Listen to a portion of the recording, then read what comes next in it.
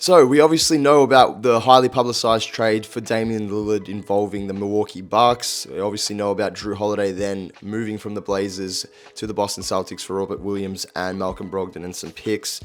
But there's one team that we haven't really spoken about too much, and it's the Portland Trailblazers, Dame's former team, and the acquisitions that they managed to get within this trade and what they managed to acquire by getting rid of Damian Lillard and starting afresh. And I think, well, in my opinion at least, I know that's my opinion, and I think you're probably going to have the same belief here, Marcus. They're almost arguably the winner of this whole trade situation, and I think, it's definitely looking bright for the Portland Trailblazers' future. What did you make of it? Well, the Blazers, before any of this was said, when they outlined what they would want for Damian Lillard, it was along the lines of around 2 quality players and around 4 first-round picks. And, well, they got 3 quality players. They got Deandre Ayton, obviously a cornerstone young big man at 25, who was once upon a time the number 1 pick in the draft. And he's shown potential, but he can be an elite big man.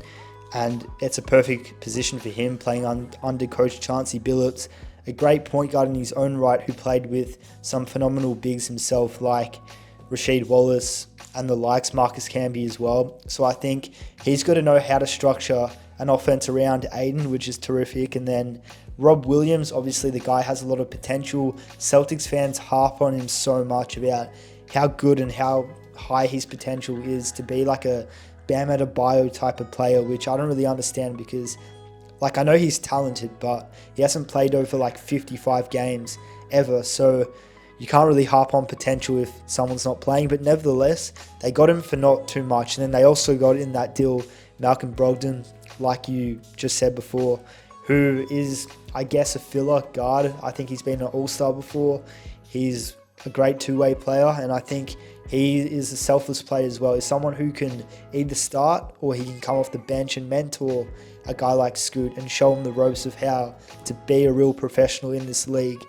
But besides that, they got 3 first-rounders, which is amazing, and then they got also 2 pick swaps for the Bucks in future years, 2028, 2030.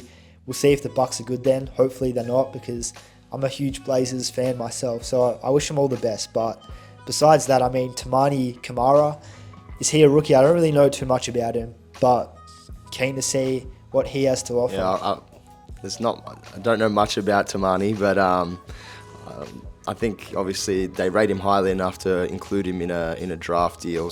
Not in a trade package, I should say. So they I'm must have been assuming high on him. he does have some upside and potential. Yeah, well, definitely. Otherwise, they wouldn't have wanted to include him in. But going off what you were saying, I think you're completely right. Deandre Ayton's going to have a breakout season. We saw he averaged 18 and 10 with 2 superstar players around him with barely any touches, averaging 15 shots a game. I think if he can increase that production and get his mindset right, and if Chauncey can extract the best out of him and really help him along, and even a guy like Robert Williams, who's obviously an elite level defender in this league, can he maybe show him the ropes and teach him a thing or two about what it takes to be a great defender in this league? Because I think Ayton has all the tools to do it. He's 7'1" with a massive wingspan, super athletic, big as well, and a guy with tremendous skills and coordination. I think there's no reason why he shouldn't be or have the ability to be a top defender from that center spot. So I think that's definitely something that I'd like to see him improve on, especially now being that he is one of the more experienced players on this team and a guy who has been around high-level players throughout his time with the Phoenix Suns. But if he doesn't get his attitude right, then that might obviously backfire. But I think there's definitely a chance for him to be a really, really great player in this league.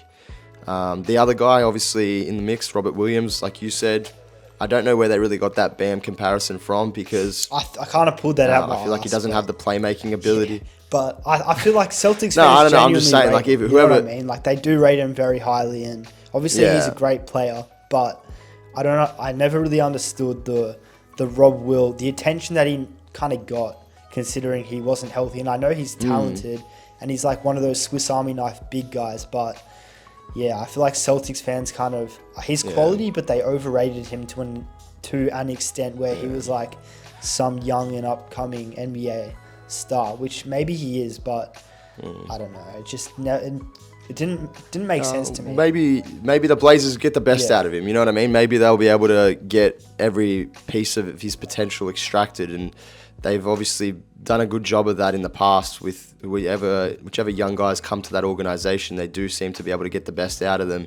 But I think the most important, like the thing with Robert Williams, the jury's still out. Does he have a game outside of lobs and close range tip-ins and all that sort of stuff, and little not scoop shots, what are they called? Push shots within 2 feet of the basket, you know what I mean? So I think that the jury's out about that, but I think what he brings defensively and being able to give them a defensive identity is just going to be super important to that young Portland Trail Blazers team, especially considering I'd put Williams at the 4, I'd put Ayton at the 5. Jeremy Grant, that's another guy, so I think Jeremy Grant probably starts at your 3, or you could even have, like, if you want a smaller lineup, you have Scoot,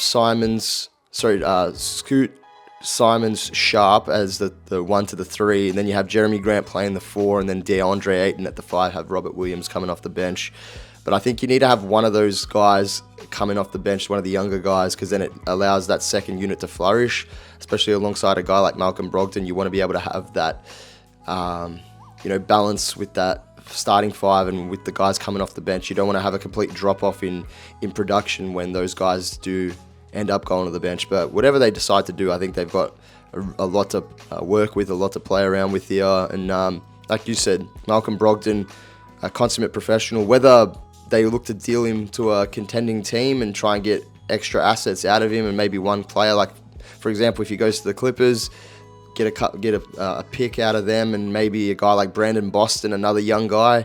But all in all, what they got back, I think, considering they wanted to move on from Dame, and it just fast tracks their rebuild. It allows, like I said, Scoot to immediately come in and sort of play freely and allowed to make mistakes, I should say, and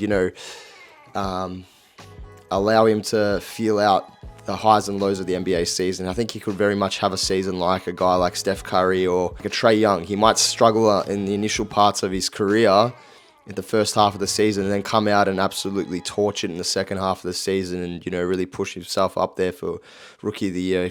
If he doesn't win it, he will obviously be really, really close. So, hello, yes, you at home. This is Commissioner of the NBA speaking to you, Adam Silver. Here's a message in courtesy of BenchMob in collaboration with the NBA Store. When BenchMob hits 1,000 subscribers, they'll be giving away a free NBA jersey to a lucky subscriber. So just do all the things listed on the screen. God damn